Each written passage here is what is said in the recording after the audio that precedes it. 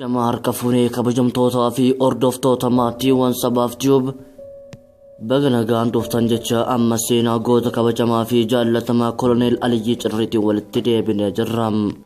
Kabajamtootaa fi hordoftoota maatiiwwan chaanala keenyaa qophii keenya hanga xumuraatti nu faana turan asumaan dhaamsa keenya.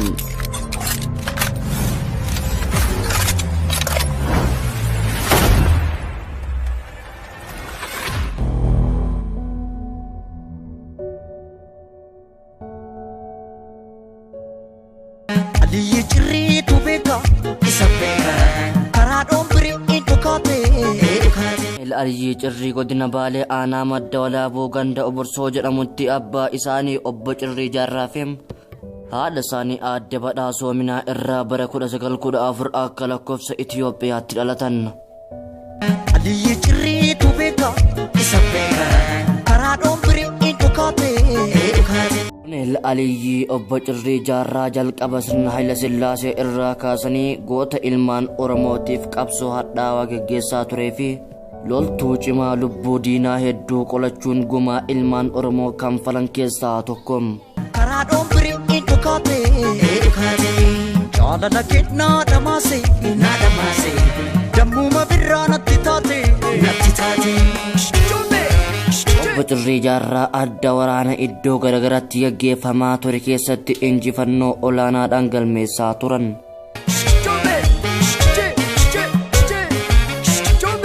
Lola cimaa godina Baalee aanaa Gobbaa naannoo Saannat jedhamutti waraana Hayila Sillaasee fi waraanni obbo Cirrii Jaarraa walitti bu'uun waraanni mootummaan hedduun harkaa dhumatee obbo Cirrii Jaarraa injifannoo guddaa argataniiru. Cilaalurraa nas baye iftuuti yamu gadamsidiin shoobaye tulluu naanna'ee gadamsidiin shoobaye tulluu naanna'ee. Mootummaan Hayila Sillaasee waraanni hedduun jalaa barbadaahuu kana dhaga'ee obbo Cirrii Jaarraa qabuuf hoomaa waraanaa baay'ee gara Saannatitti ergeem. Waraanni Hayila Sillaasee tooftaa garagaraatti fayyadamuun obbo Cirrii Jaarraa qabeem. Rabbumattan dhiiseka kiyyaaf kee kanaa rabbumattan dhiiseka kiyyaaf kee kanaa.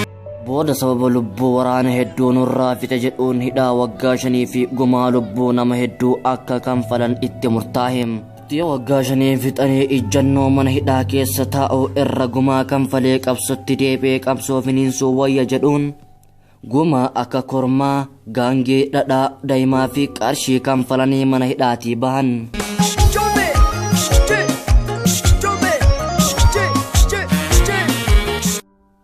Akkuma mana hidhaa keessaa bahaniin gara iddoo dhaloota isaaniitti deebi'uun maatiin isaanii fi firoottan isaanii maal keessa akka jiran eega hubatanii booda ilmaan isaanii keessaa kan akka Aliyyii Cirrii, Awwaluu Cirrii, Abdurrahmaan Cirrii, Usmaan Cirrii, Isaaq Cirrii fi Harbisee Cirrii nama biyyaa fi bilisummaa qabutu ilmaan guddisanuti mirga abbaa biyyummaatu dhabnee maal teennaa miti jechuun anillee duudhalli itti darbam.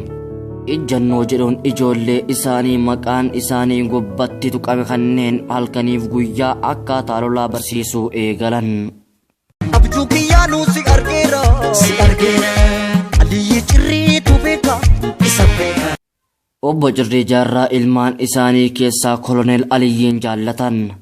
Sababni koloneel Aliyyiin jaallataniif nama tasgabbaawaa dandeetti nama amansiisu qabuufim nama walqixxummaa sabaatti amanuu fi umrii ijoollummaa irraa goota sodaa hin qabne ta'uu waan beekaniif abbaan isaanii sirriitti jaallatan. Dammuma birraa natti taate.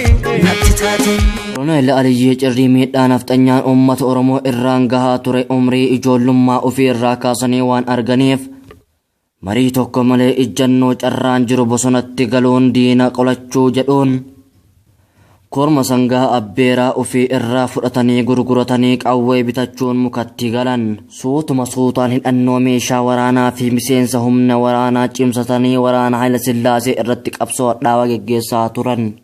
Kaakeetam nama eedamma ta'u waabee naanna'uu kootika kuulatu waabee naanna'uu kootika. Waraana bara 1956 hanga 1963 waraana mootummaa Hayila Sillaasee fi waraana diddaa cunqursaa uummata Oromoo gidditti eegalameen qabsoon hammaannaan qabsoo kana hoogganuudhaaf filannoo ummataatiin waaqoo guutuu aangoo jeneraalummaa argatanii ummataan muudamuudhaan Hoogganaa qabsoo yoo ta'an koloneel Aliyyii Cirrii immoo aangoo koloneelummaa argachuun itti aanaa jeneraal Waaqoo Guutuu ta'uudhaan lolanii akka lolchiisan uummataan muudaman. Haaluma kanaan qabsoo finiinsanii diina uummata Oromoo kuffisanii kufanii hiriyyootaa fi obboleewwan isaanii baay'een diina dura dhaabbachuun osoo lolan ajjeesanii ofiifis kan du'an laayyoo miti.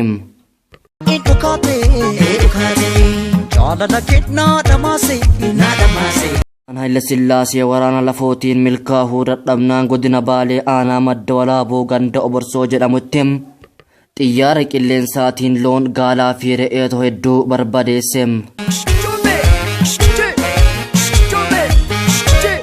Aliyyii Cirrii xiyyaara gubbaa irraa rasaasa gadi roobu rukutanii ganduma Oborsoo jedhamu sanitti xiyyaarri jeneraalotaa fi loltoota ciccimoo baatee osoo balali'uu godina Baalee aanaa madda walaabuu ganda Oborsootti rukutamee kufe.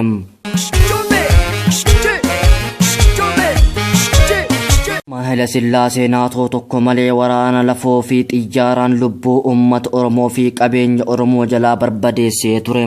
Koloneel Aliyyii Cirrii gocha suukanneessaa diinni uummata Oromoo irratti raawwate kana sodaa tokko malee dura dhaabbachuun mootummaa Haayile Sillaasee fi Dargii waliin qabsoo seenaa keessatti hin dagatamne geggeessaa turan.